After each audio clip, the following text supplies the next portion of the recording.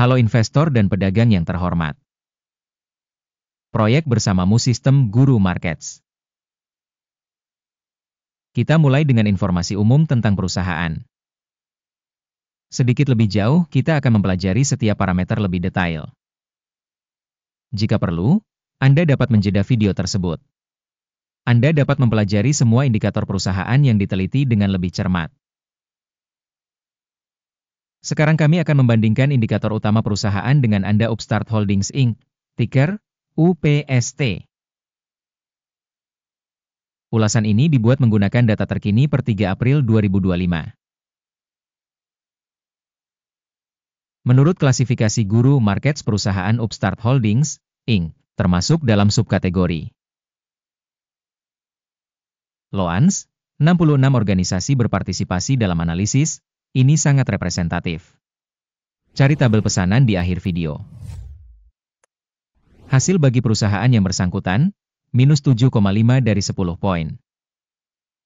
Skor rata-rata untuk subkategori adalah 0,4 poin.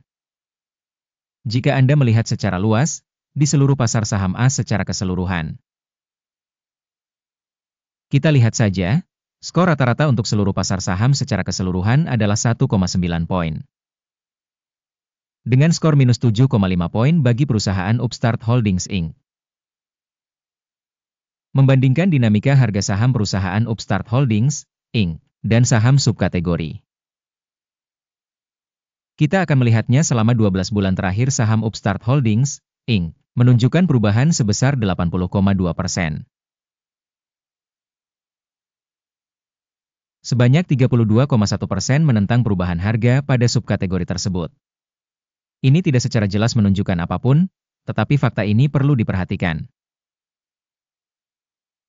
Kapitalisasi pasar perusahaan Upstart Holdings Inc. adalah 4,46 miliar dolar. Kapitalisasi pasar subkategori ini adalah 242 miliar dolar. Upstart Holdings Inc. menyumbang 1,846% saham. Ini adalah salah satu perusahaan kecil di subkategori tersebut. Kapitalisasi neraca perusahaan adalah 0,63 miliar dolar. Dan kapitalisasi subkategori ini adalah 128 miliar dolar.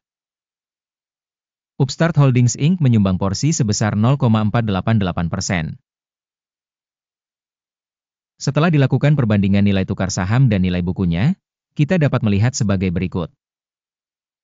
Bagian yang ditempati Upstart Holdings Inc. pada subkategori penilaian kapitalisasi pasar sebesar 1,846%. Kapitalisasi neraca sebesar 0,488%. Ini 74% lebih kecil dari pangsa kapitalisasi pasar saham.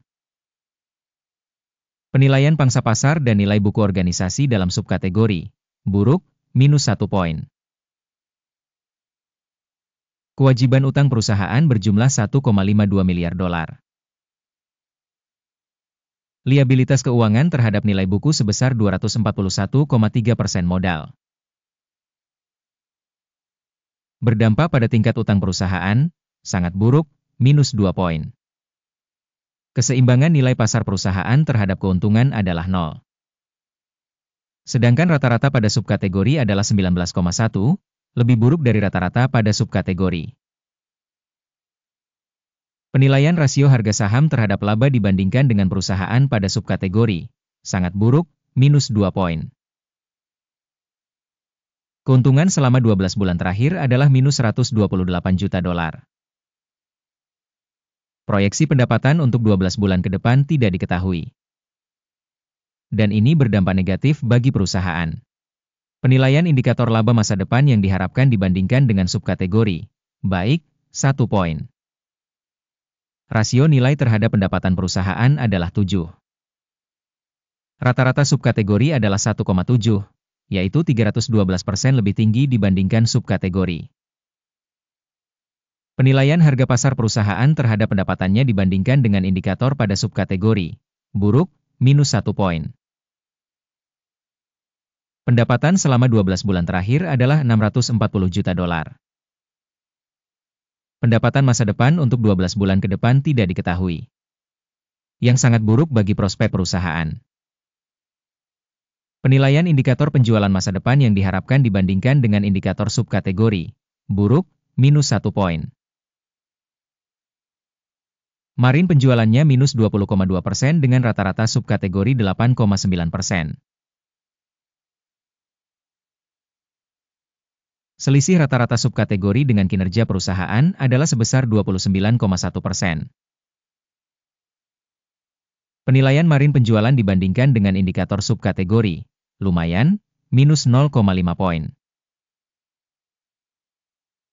Pangsa perusahaan dilihat dari jumlah pegawai pada subkategori tersebut sebesar 0,572%. Ini 223% lebih kecil dari pangsa kapitalisasi pasar. Dan ini menunjukkan adanya kesenjangan antara nilai pasar saham perusahaan saat ini Upstart Holdings Inc., kemungkinan besar menuju revaluasi. Jumlah modal pasar untuk setiap karyawan organisasi adalah $3.741.000. Sedangkan untuk subkategori $1.160.000. Selisih rata-rata subkategori dengan kinerja perusahaan sebesar 222,5%. Penilaian besarnya modal pasar perusahaan per karyawan dibandingkan dengan indikator pada subkategori, lumayan, 0 poin. Besarnya keuntungan per individu karyawan perusahaan tersebut minus Rp107,7.000. Dengan rata-rata untuk subkategori, Rp60,7.000. Dan selisih rata-rata subkategori dengan indikator perusahaan adalah 77%. Penilaian laba perusahaan per karyawan dibandingkan dengan indikator perusahaan pada subkategori, lumayan, minus 0,5 poin. Jumlah pendapatan per individu karyawan organisasi adalah $534.000. Menurut subkategori Rp683.000. Perbedaan antara rata-rata subkategori dan kinerja perusahaan adalah 28%. Perkiraan volume penjualan per individu karyawan dibandingkan dengan indikator perusahaan dalam subkategori, lumayan, minus 0,5 poin.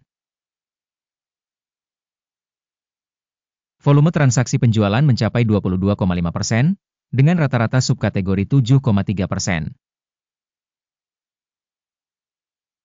Ini adalah penilaian terhadap kemungkinan risiko tekanan jangka pendek. Indikator teknis RSI 14 menunjukkan tingkat 39% untuk perusahaan Upstart Holdings, Inc. Sedangkan untuk subkategori tingkat RSI, 14, kurang lebih 51%. Berpotensi, saham subkategori tersebut dinilai lebih tinggi dari Upstart Holdings, Inc.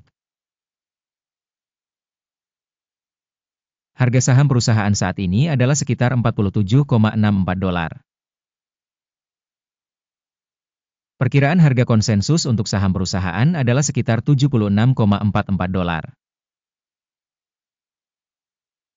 Perbedaan antara perkiraan aktual dan perkiraan konsensus adalah sekitar 60%. Ayo pergi ke tabel pemesanan, yang tersedia untuk Anda, tautannya ada di komentar yang disematkan. Tabel pesanan benar-benar berisi semua keputusan yang dibuat secara publik musim ini dengan menggunakan sistem evaluasi referensi Guru Markets. Akses ke tabel pesanan gratis dan gratis, tautan di komentar yang disematkan. Sebagai akibat dari penilaian surat berharga perusahaan Upstart Holdings, Inc. Sistem penilaian informasi dan referensi Guru Market suatu keputusan dibuat. Membuka pesanan untuk turun pada harga $47,63 per saham. Kesepakatan itu dibuka karena perusahaan memiliki valuasi yang cukup rendah. Perusahaan dinilai menggunakan metodologi penilaian indeks AKIM. Take profit ditetapkan pada 33,87. Stop loss ditetapkan pada 61,39. Jika order tidak ditutup dengan take profit atau stop loss, maka order tersebut ditetapkan secara otomatis pada akhir sesi perdagangan pada tanggal 3 Mei 2025. Atau pada hari kerja terakhir sebelum tanggal tersebut. jantung, SYF, akan menjadi pesanan pembelian utama. Video tentang kesepakatan utama telah dipublikasikan di saluran. Saat menutup salah satu pesanan, dasar atau penyeimbang. Order sebaliknya ditutup secara otomatis. Terima kasih semua telah menonton video ini dan menggunakan sistem informasi Guru Markets.